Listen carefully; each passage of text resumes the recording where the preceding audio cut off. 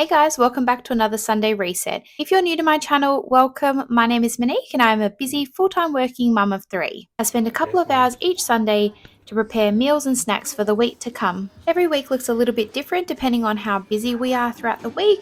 I first look at my diary just to make sure that I'm getting as prepared as possible for the week. I aim to have minimal waste in the home, and since I've been focusing on this process, we really do have minimal waste. Here is my fridge on Saturday night. As you can see, there is barely anything left, ready to be all filled up on the Sunday. I'm always making sure that I look through my fridge, freezer and pantry to use up anything that I can. So here I've got a couple of vegetables that I'll be using up in today's meals. Once I've looked through my fridge, I also give the fridge a wipe out, and then every second to third week I take everything out of the fridge, give all the shelves and the drawers a good clean and check any expiration dates. It saves a lot of money throughout the year, making sure that I'm using up everything that I can instead of doubling up. And here's my container drawer all ready to go for my Sunday reset. Good morning. So it's now Sunday, so I'm just going to head to the shops and get all of my groceries. I've got my list ready. I'm going to get in and out as quick as possible so I can come home and just start the prep. I'd love to take the kids to the park this afternoon, so I'm going to get as much as I can get done as soon as possible. So I'll take you on my shopping journey. So let's go shopping.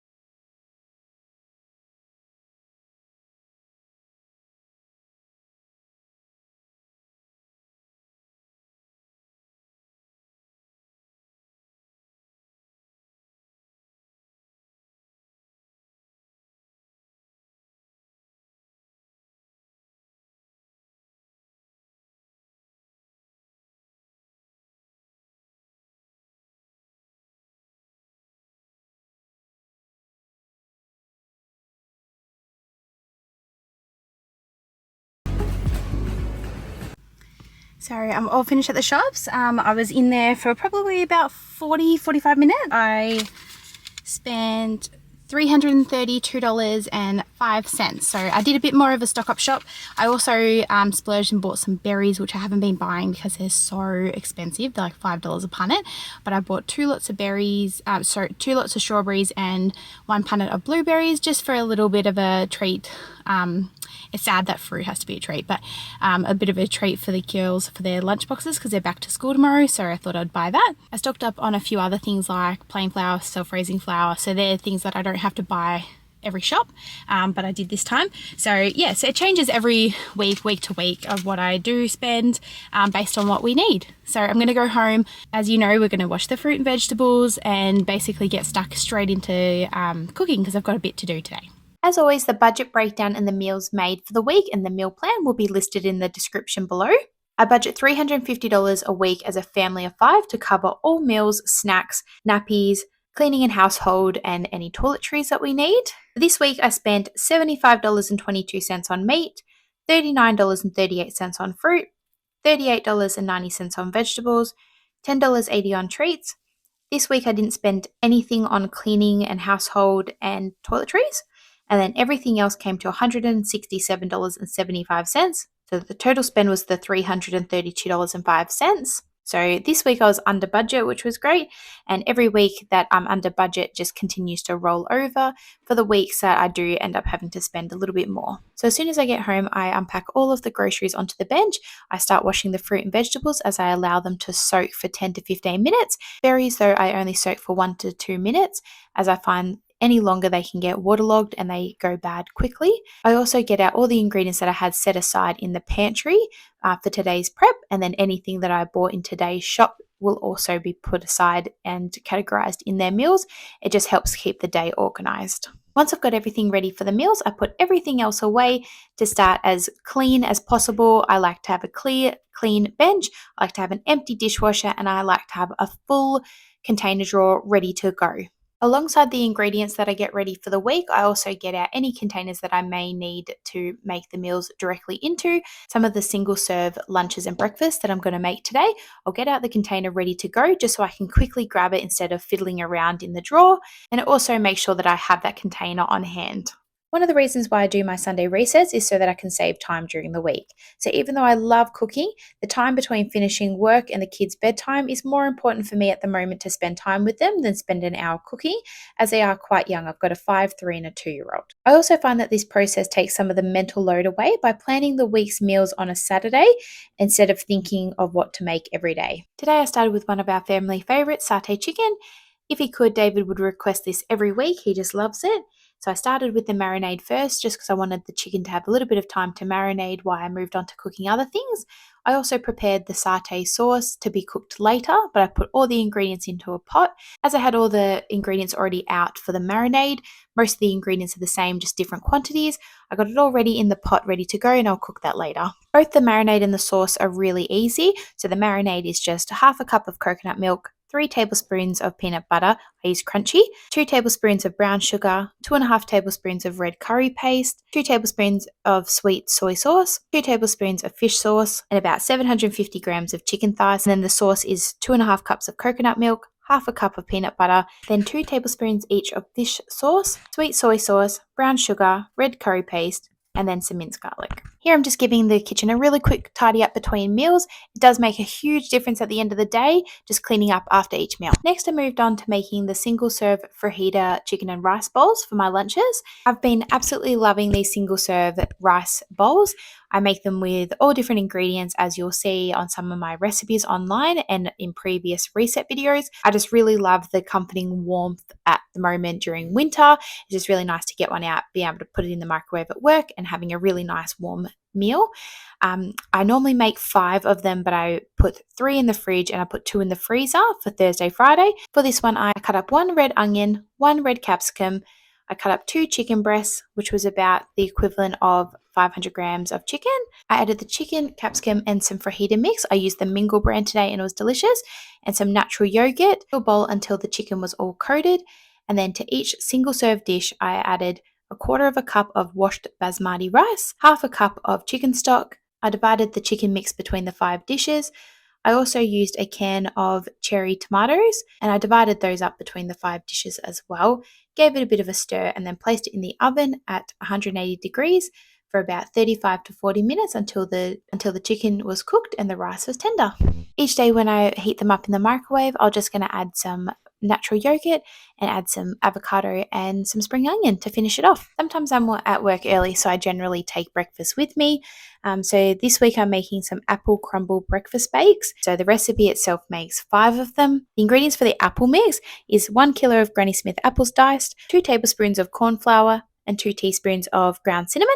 Just give those a stir and set it aside. For the crumble top, it is 1 cup of rolled oats, half a cup of chopped walnuts, 1/4 cup of maple syrup, 2 tablespoons of coconut oil melted, and about 1/8 of a teaspoon of ground nutmeg. I just mix that until a crumbly texture, and then to each single serve dish, I add the apples, top it with the crumble.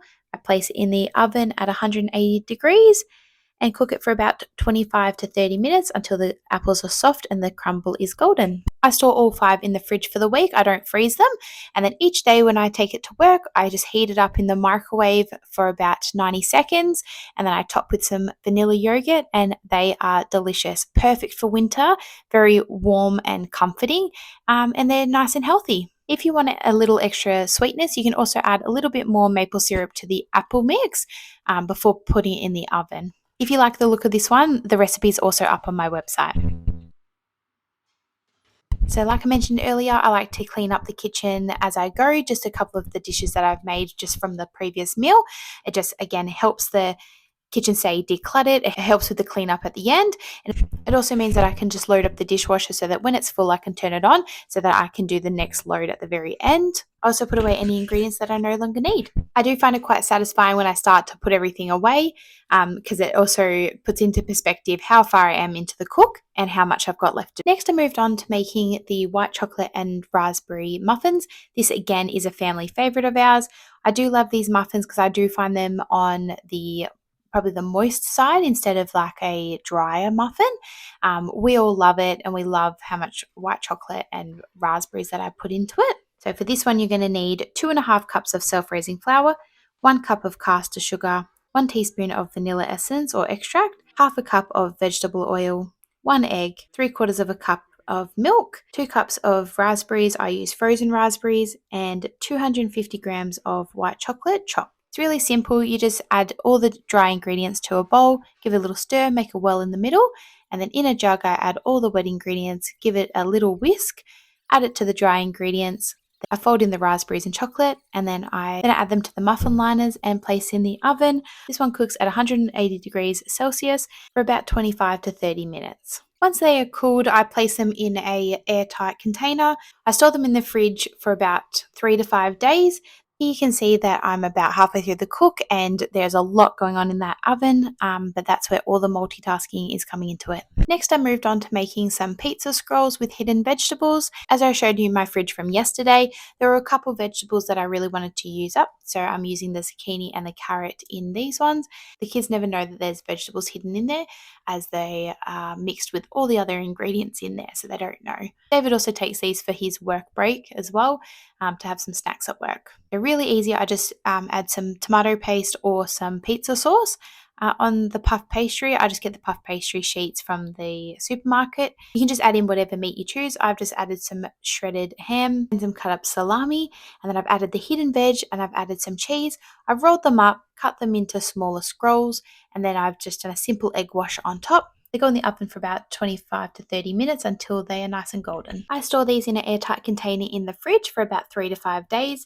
If you'd like to heat them up and have them crispy again, I just put them in the air fryer for a couple of minutes.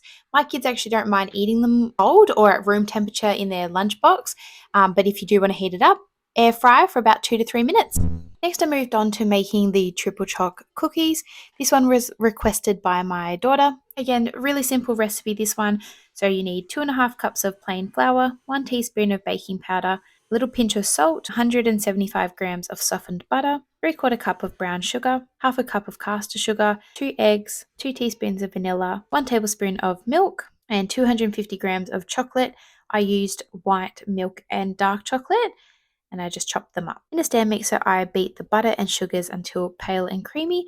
I then add the eggs and the vanilla and the milk and continue to beat for a little bit longer. I add in all the dry ingredients and mix well with a spatula, and then I add my chocolate. If I've got the time, I place my cookie dough in the fridge for about 30 minutes. It just helps to deepen the flavour. As always, just clean up as we go. So I'm just cleaning up after the couple meals that I've made. I'm putting the ingredients away and loading the dishwasher. We're about 2/3 of the way through the cook, and so it's time for a few things to come out of the oven. So my lunch meals are made, my breakfast meals are made, and also the muffins. I've still got the pizza scrolls in the oven, just getting nice and crispy and brown. Now it's time to get the chicken satay thighs out of the fridge that have been marinating for a little bit. So in a hot cast iron pan with some oil, I'm just going to cook each side of the chicken thigh for a couple of minutes just to crisp up on the outside, but doesn't have to cook fully through because I'm going to place it in the oven to finish the cooking process. I'm just multitasking with a couple of things at the moment, so I'm just making up a spice mixture for the Jamaican chicken thighs. So I'll coat the chicken thighs in the spice mix, and then I'm going to place them in the air fryer. Now that's going to be our dinner tonight. I'm going to turn them into Jamaican chicken and rice bowls.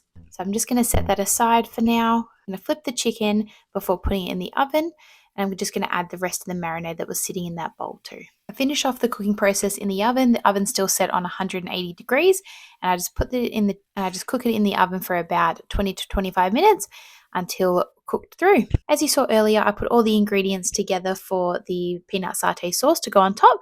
So I just kept that in the pot, and now I'm just going to simmer it over a low heat until it thickens and is all combined. On Tuesday, we're going to have the lemongrass beef noodle salad. So I'm just going to cut up the beef and start marinating that as well. This one is really simple marinade again. So it's just 50 grams of lemongrass paste. I just buy that from the supermarket in the herb section. 1 tablespoon of minced garlic, 1 tablespoon of fish sauce, and 1 teaspoon of brown sugar, and some chili is optional if you like spice. So I just place it all in its container that I'm just going to keep it in for the next 2 days. It's going to keep marinating it, and then on Tuesday I just grab it out and I'm able to have it on the table within 20 minutes. I also made the sauce that goes with it, just again to make it super quick and easy on Tuesday night. Anything I can do ahead of time, I will do to help prepare myself for later in the week, especially coming home from work. As the kids don't really like the flavour of the Jamaican chicken, I had some extra chicken breast, so I just simply coated it in a little bit of olive oil and some Italian herbs, and I'm going to air fry that as well for the kids so that they're going to have the same ingredients in the rice bowl, except for the different type of chicken. We're now at the very end of the cook, so I'm just doing a couple last minute things like cooking some rice for tonight's dinner. I'm cooking the chicken in the air fryer. I love my air fryer. It's been so handy. I wasn't convinced about having an air fryer, so I bought a really, really cheap one. And then we used it so much that we decided to invest into the Ninja air fryer, and we use it all the time. So I have two different drawers, as you can see, so I can cook the kids in one and ours in the other.